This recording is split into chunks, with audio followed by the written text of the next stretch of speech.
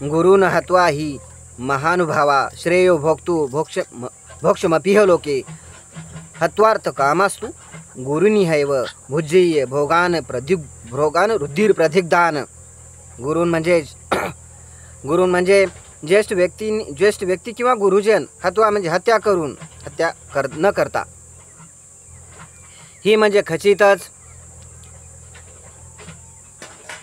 महाअनुभवान म्हणजे महात्म्यानं, श्रेय म्हणजे श्रेयस्कर, भोक्तुम म्हणजे जीवनाचा उपभोग घेणे, भिक्षा म्हणजे भिक्षा मागून, अपि म्हणजे जरी, इह म्हणजे या जीवनामध्ये, लोके म्हणजे या जगतात, हत्वा म्हणजे हत्या करून, अर्थ म्हणजे प्राप्ती, कामान म्हणजे इच्छेने, तू म्हणजे पण, गुरुन म्हणजे ज्येष्ठ व्यक्तींना, इह म्हणजे या जगतात, इव म्हणजे निश्चितपणे, भुज्य म्हणजे भोगावेच लागते, भोगान म्हणजे भोग्य वस्तू, रुधिर म्हणजे रक्ताने, प्रदिग्धान म्हणजे माखलेले किंवा रक्तरंजित।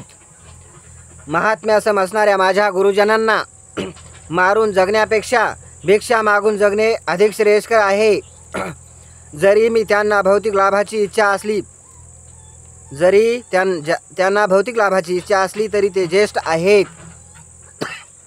जर त्यांची हत्या केली तर आपले सर्व भोग रक्तरंजित होतील।